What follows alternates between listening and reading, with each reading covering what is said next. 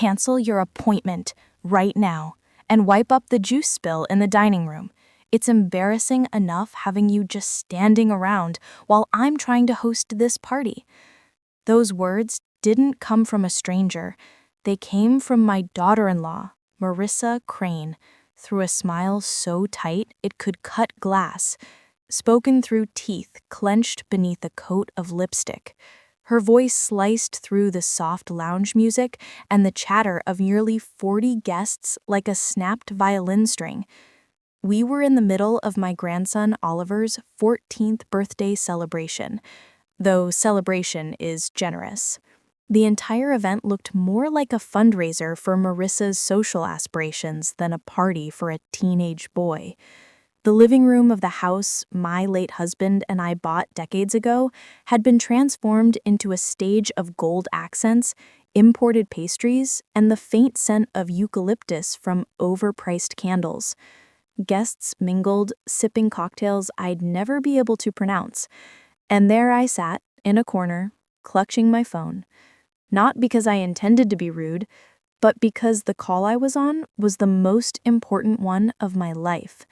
On the other end was Mr. Bennett Hale, a senior appraiser from one of Portland's most exclusive auction houses. Moments earlier, he had given me news so astonishing, the room seemed to tilt for a moment. The sapphire and pearl pendant my grandmother had slipped around my neck the day I left Dublin at age 22 was worth $432,000. $432,000 wasn't just a number. It was air. It was escape. It was the first light I'd seen at the end of a very long, very dark tunnel. But Marissa knew none of this. To her, I was just Margaret Lorne, her 73-year-old mother-in-law who occupied the converted storage room off the garage, the woman who scrubbed her kitchen tiles, folded her children's towels, and stayed politely invisible so she could continue existing under the roof I had paid for. She stood over me now, towering in 5-inch heels, her perfume clinging to the air, something floral and expensive that made my throat itch. "Margaret, are you deaf?" I pointed toward the dining room, without even glancing at the phone pressed to my ear. I said, "Clean it up, now."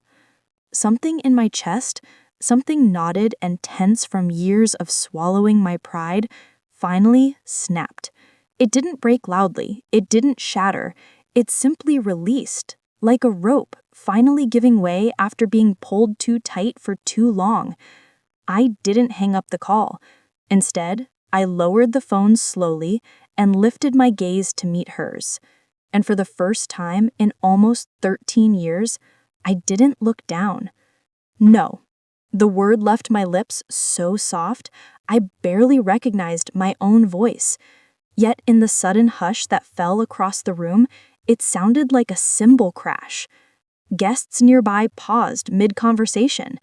Someone's laughter cut off abruptly. Even the music seemed to dim. Marissa blinked. No mascara smudge could hide the disbelief on her face. "What did you say?"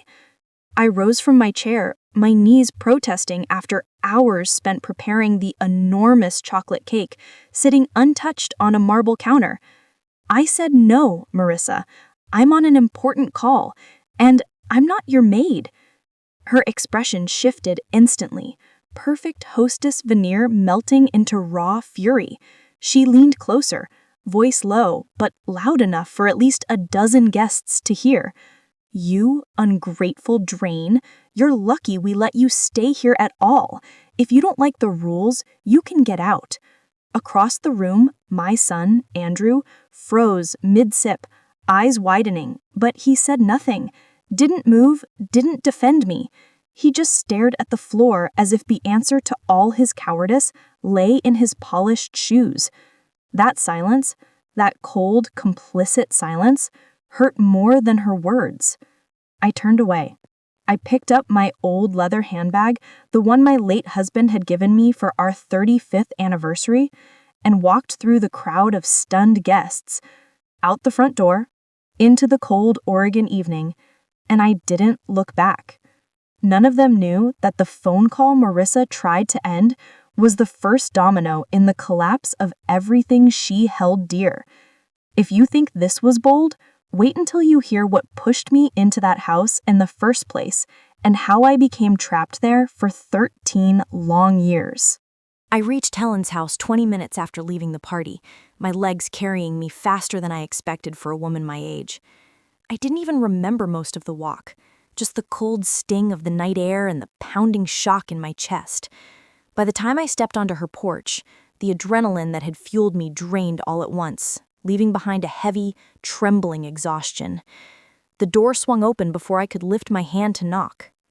"Oh, Maggie," Helen breathed, using the nickname only she still called me by. Her eyes scanned my face, taking in the redness around my eyes, the tight way I clutched my handbag, the slump in my shoulders. She didn't ask what happened. She didn't need to. She simply pulled me inside and wrapped her arms around me. We'd been friends for nearly 40 years, since our sons built mud forts together in kindergarten. Back then, Helen was the one who taught me how to grow tomatoes in the Pacific Northwest and how to stand tall when life tried to shrink you. She was also the first person to bring a casserole after my husband died. And now, she was the first person to see through the facade I'd been holding up for far too long. She guided me to her kitchen table, the same rounded oak table we'd shared countless cups of tea at. Birth announcements, teenage heartbreaks, graduations, funerals, everything life could throw at two women who had weathered more years than they'd planned for. She set the kettle on the stove without a word. And when the whistle blew, something inside me cracked open. I didn't sob loudly. I didn't wail. The tears just spilled silently, hot and steady, one after another until the blurred shapes of the kitchen tiles swam in front of me. "Maggie, what did she do now?" Helen asked softly, though her voice was tight, strained with protective anger. I told her. I told her everything. From the venomous whisper Marissa hissed at the party, to Andrew's silence, to the appraisal call that might have saved my entire life. But to understand why this moment mattered, why leaving that house was the hardest thing I had ever done, I had to tell her the rest. I had to tell her how I ended up in that house in the first place. "It started after Daniel died," I said. My voice wavered at the memory of my husband, strong, warm, always smelling faintly of cedar from his workshop. He'd been in the garden, tending to the rose bushes he loved more than his own birthday. I was inside, brewing tea. Then I heard it, a heavy thud that didn't belong in the rhythm of our quiet home. By the time I reached him, he was gone. A heart attack, swift and merciless, stealing the man I had built my entire adulthood beside. The months after blurred together. Grief is a strange thing. It fogs the mind, softens time, makes familiar rooms feel haunted by echoes you can't bear to chase away. That's when Andrew began visiting more often. At first, it felt like support. He brought his wife, his kids. They filled the empty house with noise and life. And when he said, "Mom, this place is too big for you alone. Why don't we move in with you?" It sounded like a blessing. But grief makes you trust wolves who look like shepherds. The erosion of my place in the home was subtle at first, then deliberate, then suffocating. By the time Helen placed a cup of tea in front of me, her eyes were stormy with fury. She said, "This ends tonight." "I can't go back," I whispered. "You're not going back as a victim," she said firmly. "You've forgotten something important, Maggie. Who owns that house?" I blinked. I hadn't thought of the deed in years. "It's mine," I murmured slowly. "Daniel left everything to me. I never transferred anything to Andrew." Helen leaned back, triumph flickering across her face. "Then they're not your caretakers. They're your tenants. And they're about to learn what happens when you push a woman who has nothing left to lose." Because the next morning, I didn't just wake up. I woke up with a plan that led me straight to one of the most ruthless estate attorneys in the city, a man who would help me turn the tables completely.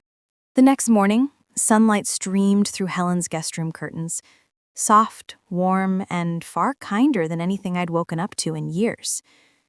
For a few seconds, I lay still, disoriented by the silence. No clattering dishes, no slamming cabinet doors, no passive-aggressive sighs drifting down the hallway. Just peace. I had almost forgotten what peace felt like. Helen insisted I eat breakfast, thick blueberry pancakes and coffee strong enough to wake the dead, and then she drove me downtown. "We're meeting my nephew," she said. "You remember little Jamie Hale used to pick worms out of the driveway after it rained?" I laughed for the first time in days. "The one who tried to marry my cat when he was 5? "That's the one," she grinned. "Except now he's a top estate attorney, and he has zero tolerance for bullies." His office building looked like something out of a corporate drama. Steel, glass, and a lobby that smelled faintly of citrus and ambition. We rode the elevator to the 15th floor. When the doors opened, a receptionist greeted us warmly and ushered us into a corner office overlooking the river. And there he was. Not little Jamie.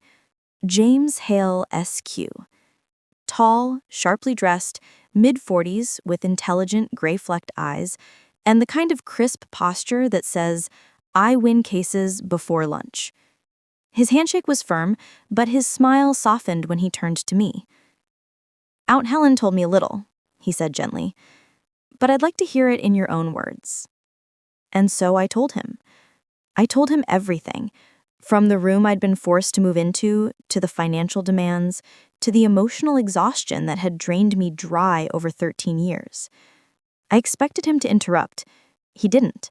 He wrote in a bright yellow legal pad, sometimes pausing to ask a precise question, sometimes just listening with a furrowed brow that deepened the longer I spoke. But it was when I mentioned the pendant, the appraisal, the amount, that I noticed his pen stop moving. "Mrs. Lorne, let me make sure I understand. You hold the title to the house, correct?" "Yes. And you have no formal lease with your son and daughter-in-law?"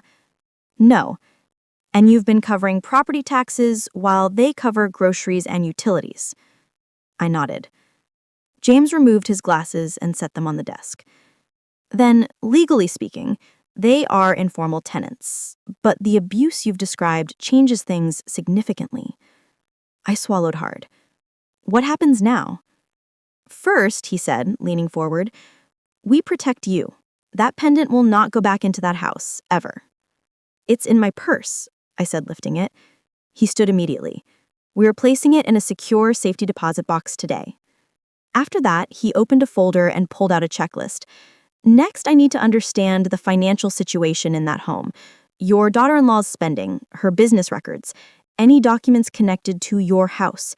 If there is evidence she's mismanaged funds, or worse, we will find it." A cold shiver ran down my spine. "You mean, go back there?"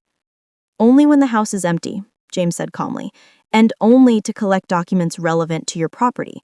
You have every legal right to access your own home, especially the office if it contains information tied to your assets." I thought of Marissa's locked office, of the way she guarded it like a dragon with too much to hide. "I can go tomorrow," I said. Helen's hand flew to her chest. "Maggie!" "I have to," I told her softly. "I've been quiet for too long." James nodded approvingly. "We'll handle the legal side, but emotionally, you need to be prepared. What you find may not be pleasant." I didn't know then just how grave his warning was, but I soon would, because the next day, I walked into that house, my house, with a key I technically owned but felt like I was borrowing, and what I found behind that locked office door was far darker than I ever imagined, because hidden in a red accordion folder in Marissa's office was the very blueprint of how they planned to erase me, not just from the house, but from my own life. I returned to the house the next afternoon, choosing a time I knew Marissa would be at her boutique networking brunch and Andrew would be teaching his afternoon class. My hands trembled as I unlocked the front door, not from fear of being caught, but from the strange feeling of trespassing inside a home that legally belonged to me. The house was silent. No clatter of pans, no sharp heels clicking on hardwood, no thrum of tension hanging in the air. For the first time in years, it felt like my home again, even if only for a moment. I walked straight toward the room that once used to be mine. Years ago, it was filled with floral wallpaper Daniel and I picked out together, soft quilts, photographs of our travels. Now it was Marissa's home office, a sleek, inhospitable room with gray walls, chrome accents, and a hulking mahogany desk that looked like it had swallowed the warmth of the house whole. The door was locked, of course, but I knew where she kept the spare key. She loved pretending she had secrets, but she was always sloppy about them. I reached into the tall, decorative vase in the hallway, fished around beneath the fake greenery until my fingers brushed metal. A click, a breath, a quiet step into forbidden territory. The smell hit me first. Perfume, sharp and artificial, mingled with the faint scent of printer ink. It felt like walking into someone else's life entirely, or into a vault of things I was never meant to discover. The desk was impeccably organized, too organized. I started with the drawers, top to bottom, left to right, methodically like James instructed. Contracts for her clients, marketing printouts, tax folders, but then something caught my eye. A red accordion folder shoved behind a stack of glossy fashion magazines, unlabeled and heavy. I pulled it out and flipped it open. My vision tunneled. Inside were credit card statements, dozens of them, from platinum cards to retail store accounts. Every line item felt like a punch. $6,400 at a boutique in Los Angeles, $11,900 for furniture she never told Andrew about, $2,800 for business dinners that looked suspiciously like spa weekends. Balance after balance, $14,000, $22,000, $9,700, $18,400. The total was breathtaking. Nearly $310,000 in debt. My lungs froze. But it wasn't the debt that terrified me. It was the letter placed directly behind the statements. A letter from a law office I didn't recognize. Subject: Petition for Adult Guardianship, Margaret Lorne. Attached: Proposed Competency Evaluation Tasks. My knees nearly gave out. The letter outlined how to document my forgetfulness, how to exaggerate signs of confusion, how to isolate me to prevent further cognitive decline. It was a playbook, step by step, on how to strip me of my autonomy, take control of my estate, and legally confine me to a facility they had already chosen, because tucked behind the letter was a glossy brochure for a place called Willow Ridge Assisted Living. The images were carefully staged, but one quick online search had already told me its real reputation. Understaffed, poorly reviewed, more like a warehouse for forgotten elders than a place to live. Next to the brochure was the final dagger, a printed draft of a real estate listing for my house. Prime location, ideal for remodel or redevelopment, estimated market value $2.4 million. They were planning to sell it, use the proceeds to pay off Marissa's mountain of debt, and dump me somewhere to rot. I sank into her leather chair, bile rising in my throat. They weren't just trying to edge me out. They were trying to erase me. I took photos of every page. My hands shook violently, but I forced myself to stay steady. Then I reorganized everything exactly as I'd found it, down to the angle of the magazines, because James had warned me, do not let them know you know. I locked the office, put the key back in the vase, and went to the kitchen, peeling a potato, just like nothing had changed. When Marissa swept through the door an hour later, her voice annoyingly bright, she barely glanced at me. "Oh, good, you're home. I hope you've gotten over your little episode." I looked up, and for the first time ever, I didn't feel fear. I felt power. Because the moment I sent those photos to James, he called me with a plan, one that required me to keep pretending just a little longer until we could expose them in a way they'd never recover from. I sent the photos to James that same evening, each one more damning than the last. My heart thudded as I hit send, half expecting the universe to explode, half expecting nothing at all. But 10 minutes later, my phone rang. "Margaret," James said without preamble. His voice was tight, focused, an attorney slipping into battle mode. "This is beyond what I anticipated. Guardianship fraud, coercion, concealed debt, and potential misuse of your identity. We have enough to bury them." A strange calm spread through me, like cold water poured over a fever. "What happens now?" I asked quietly. "We wait. We let them behave exactly as they intend to. The draft guardianship papers haven't been filed yet, so they think they still have the upper hand.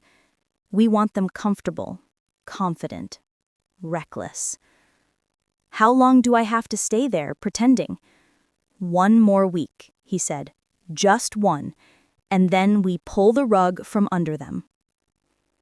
I'd endured 13 years of slow erasure. 1 more week? I could survive that. More importantly, I now knew exactly what they had planned for me, and I would use that knowledge to light the match that would burn their whole scheme down. The days that followed became a performance. My performance. I pretended to forget where I put my reading glasses. I repeated a question or two. I let Marissa believe her whispered digs were sinking in. "Oh dear, you're losing things again, Margaret," she'd say, scribbling something in her little black notebook with barely concealed satisfaction. I almost laughed. She thought she was documenting my decline. I knew she was documenting her downfall. Andrew was no better. He hovered with pathetic, hesitant concern, mistaking my silence for confusion instead of calculation. Once he even patted my shoulder like I was a child lost in a grocery store. My son, my sweet, spineless son. If heartbreak could physically bruise, my chest would have been purple. But I held my tongue. I smiled faintly. I waited. The big event was set for Friday night, some kind of dinner party to impress investors for Marissa's consulting business. She spent all week preparing, barking orders at the cleaning staff she hired and then claiming she'd done everything herself. Andrew paced the hallway, rehearsing polite jokes he'd tell the guests, anxious to appear successful and stable. I watched him from the kitchen doorway, wondering when exactly he lost the part of himself that once stood up to bullies on the playground. By Friday, the house glittered with rented stemware and fake warmth. I remained invisible. Until the moment James told me to step out of the shadows. At precisely 8 p.m., I walked out of my tiny room, the one without heat in winter or cool air in summer, wearing my best gray skirt suit, the one Daniel always loved. I'd brushed my hair neatly, applied a touch of lipstick. Standing in that hallway, I felt like a ghost, returning to reclaim her body. Voices drifted from the living room, laughter, clinking glasses, the bright chatter of people who had no idea the ground beneath their feet was about to crack open. I stepped forward. Half the guests noticed immediately. Marissa's smile faltered like a chandelier flickering before it falls. "Margaret," she said through clenched teeth, "you thought you were resting.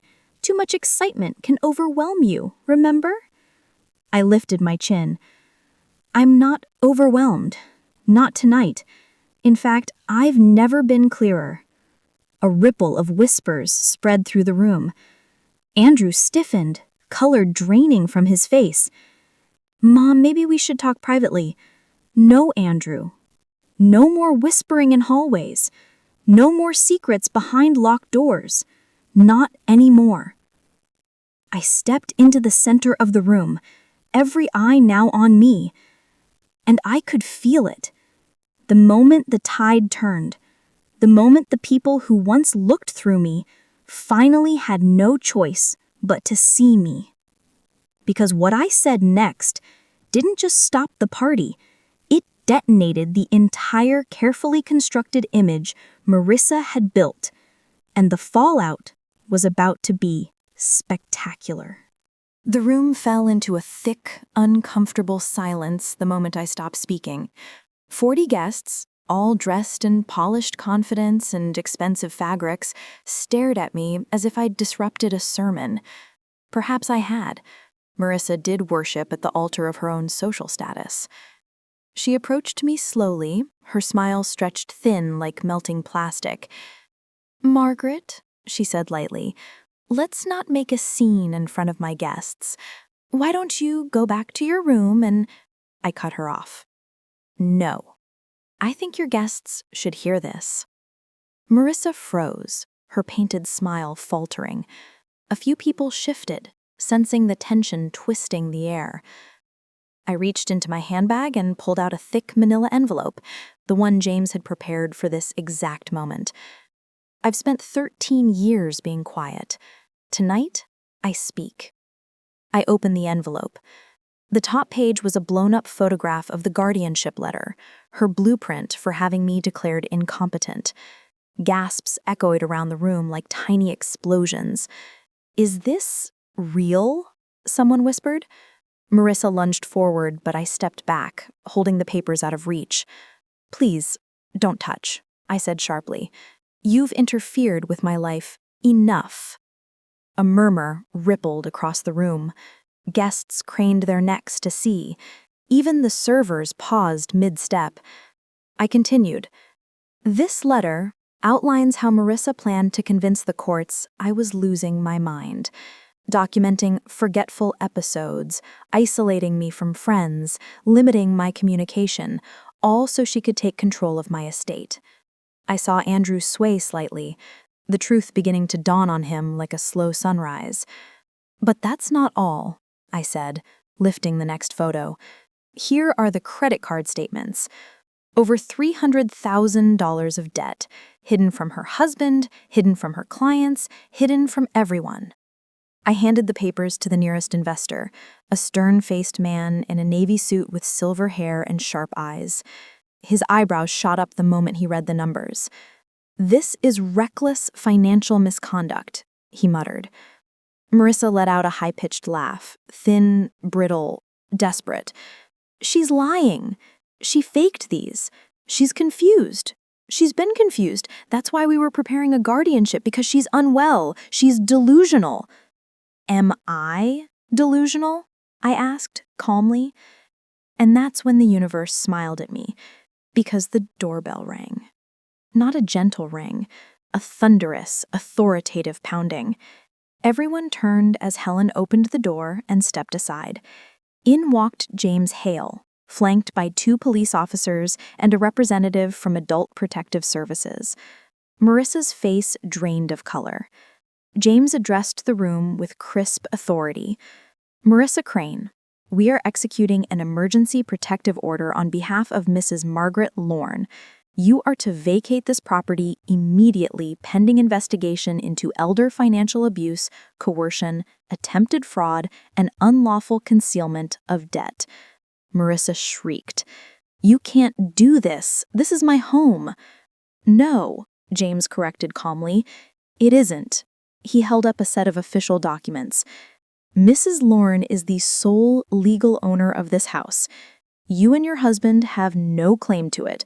Officers, please proceed." 2 officers moved toward Marissa. She backed away, wild-eyed, grabbing at Andrew. "Say something, Andrew, do something." Andrew stood rooted to the spot, his face ghost-white. He opened his mouth, closed it again, and finally croaked, "Marissa, I didn't know it was this serious." "You idiot," she snapped, shoving him. "You knew enough, and now look what you've done." "You mean, look what you've done," I said quietly. Her head whipped toward me, hatred radiating from every pore. But it didn't matter anymore. Because for once, I wasn't the one being pushed around. The officers gently but firmly guided her toward the hallway, allowing her to grab essential items before escorting her outside. Andrew followed behind her, pale and trembling, muttering apologies under his breath, but not to me, to her. That stung more than I wanted to admit. As the door closed behind them, the room sat in stunned silence. The guests, unsure what to do, began leaving one by one. Awkward murmurs, sympathetic glances, the slow unraveling of Marissa's carefully curated world. James placed a gentle hand on my shoulder. "It's over," he said softly. "Tonight you got your life back." Maybe so, but the real battle was just beginning. Because even after the eviction, the legal storm that followed revealed even deeper betrayals and changed the course of all our lives forever. Even after the door slammed behind Marissa and Andrew that night, leaving the house in an eerie, echoing quiet, I didn't feel triumph. Not yet. What washed over me instead was a strange hollowness, like standing in the center of a battlefield after the noise fades, unsure if you've won or simply survived. Helen squeezed my shoulder. "You're free now, Maggie." But freedom, I realized, doesn't arrive all at once. It trickles in slowly, like dawn light through curtains. The weeks that followed were a blur of paperwork, court hearings, frozen accounts, and long hours with James, who sifted through the financial wreckage Marissa had tried so hard to bury. Every stone we turned revealed something fouler beneath it. The first bombshell came 3 days after the eviction. James strode into his office with a folder the size of a phone book, dropping it on the table between us. "We did a deep sweep of your credit report," he said, jaw tight. "Your daughter-in-law opened 2 credit cards under your name." I felt my stomach drop. 2? "Without your knowledge," he added, "and she used them almost immediately. Jewelry, designer handbags, a weekend in Vegas. She even put a down payment on a renovation project she planned to pitch to investors." I pressed a trembling hand to my forehead. "Good Lord." "She left a trail," James continued, flipping through receipts. "A stupid one, but a trail nonetheless. Enough for charges." Marissa eventually accepted a plea deal for avoiding jail.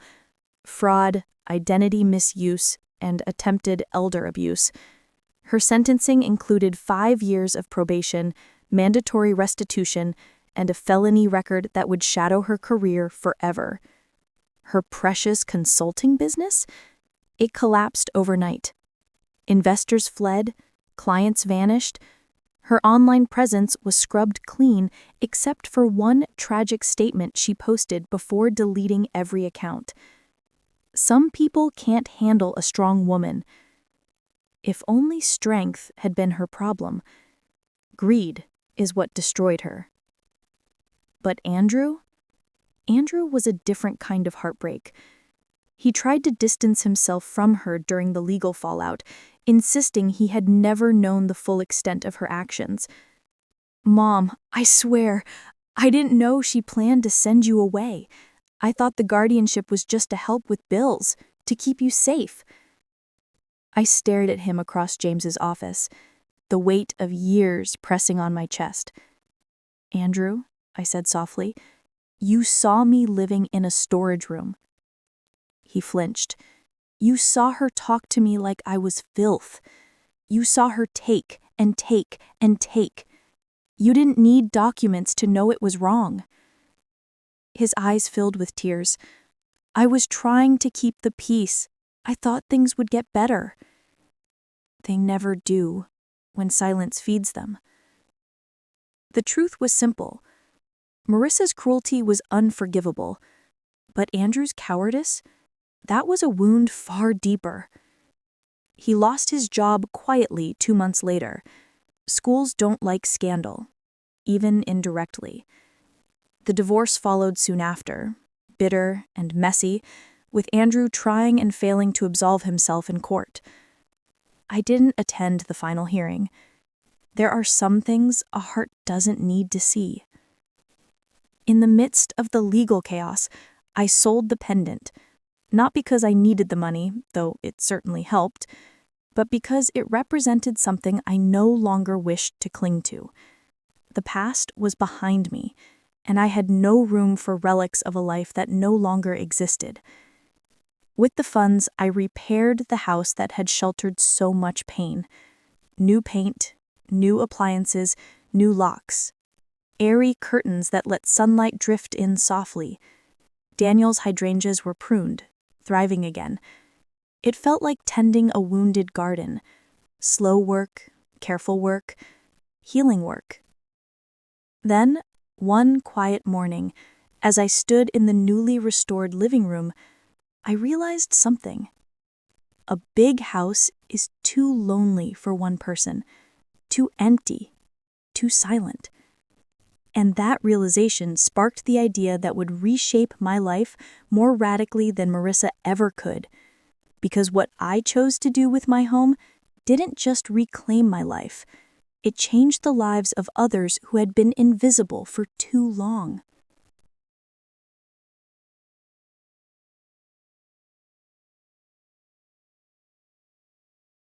The house that once felt like a cage was now a blank canvas.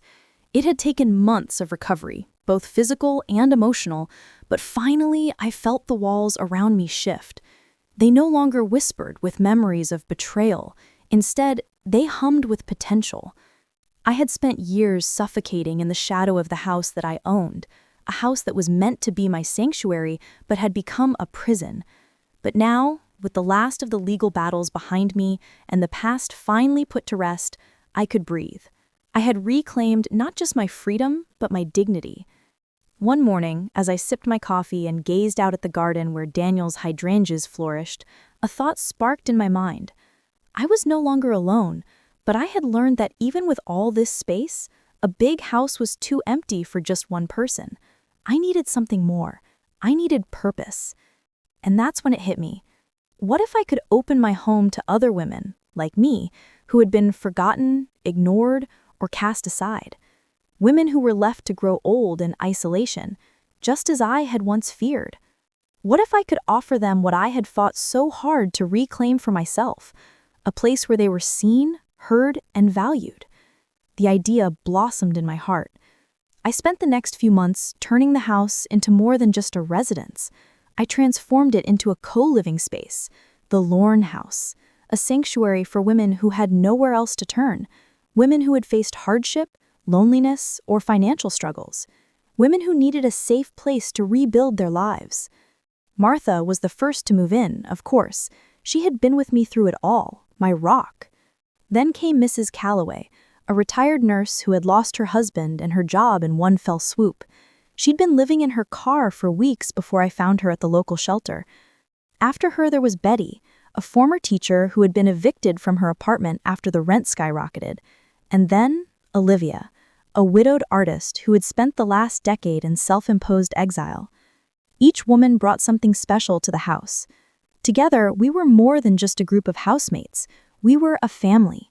We cooked together, shared stories late into the night, and supported each other through every challenge life threw our way. The house, once cold and full of hidden secrets, became warm and alive. It was no longer just the house of Margaret Lorne. It was the Lorne House, a place where women could start over, find their voices, and live without fear. As for my relationship with Andrew, it had changed forever. We spoke occasionally, but the damage was done. He had chosen Marissa over me. And while I had forgiven him, I couldn't forget the betrayal. Still, I held no malice in my heart. I had learned the hard way that some wounds are best left to heal in their own time. Marissa, on the other hand, faded from my life like a bad dream. She faced the consequences of her actions, probation, restitution, and the collapse of her business. Her reputation was tarnished forever. The empire she had worked so hard to build had crumbled, and in the end, she was left with nothing but the pieces of a shattered life. But I wasn't concerned with her anymore. I had a new purpose now. I had the Lorne House, a place where the forgotten woman could find a second chance. And for the first time in years, I felt proud. Proud of what I had done for myself, proud of what I was doing for others. Because the real victory wasn't just in taking back my life, it was in giving other women the chance to take back their own.